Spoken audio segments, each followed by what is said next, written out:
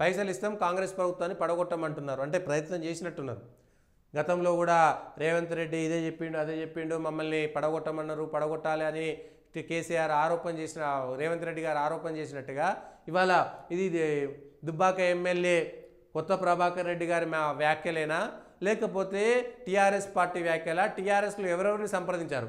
ఈ పారిశ్రామికవేత్తలు, బిల్డర్లు అవసరమైతే ఎమ్మెల్యేలను కొనుగోలు చేయండి, మేము ఖర్చు భరిస్తామని చెప్పింది.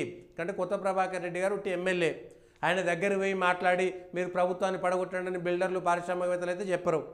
అయితే కేసీఆర్ గారినో, కేటీఆర్ గారినో, ముఖ్యమైనటువంటి హరీష్ గారినో అట్లాంటి వాళ్ళని మాత్రమే సంప్రదిస్తారు. ఇవాళ ప్రభాకర్ రెడ్డి గారు మాట్లాడినటువంటి మాట ఎవరిది అనుకోవాలి?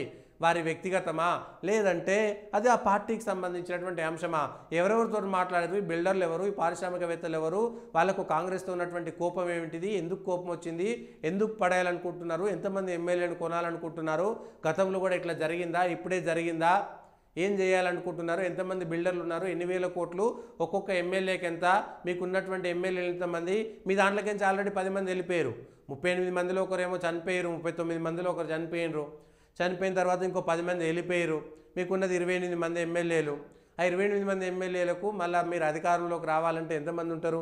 పోనీ మజ్లిస్ మీకు 7 సీట్లు మీకు మద్దతు తెలిపినా కూడా అంత కాదు కదా. మీకు అంత కాదు కదంటే కాంగ్రెస్లో ఎంతమందిని కొనదలుచుకున్నారు? ఎంతమందిని కొనాలనేటువంటి అవకాశం ఉంది? మీరు ఒక 15-20 మందిని అయితే మినిమం కొనాలి కదా. అంటే 20 మందికి ఎన్ని వందల కోట్లు ఇవ్వాలనుకున్నారో, ఎన్ని వేల కోట్లు ఇవ్వాలనుకున్నారు, అవి ఎక్కడికి వెళ్ళి వస్తున్నాయి అనేటువంటి విషయాన్ని ఒక్కసారి చెప్పాల్సినటువంటి అవసరం కూడా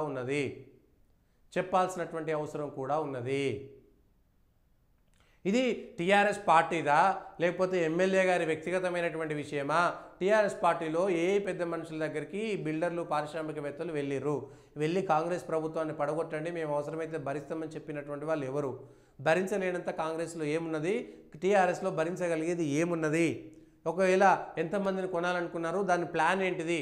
వాళ్ళ రాష్ట్ర ప్రభుత్వం దీనిపైన విచారణ చేస్తారా, చెయ్యరా, ఏం చేస్తారు దీని మీద? ఇది రాజకీయమైనటువంటి ఆరోపణలేనా, ఏదో పొదువక చేసినటువంటి మాటలేనా? నిజాలు కూడా బయట పెట్టాలి. ఇది బీఆర్ఎస్ విధానమా కాదా అనేటువంటి విషయం కూడా చెప్పాలి.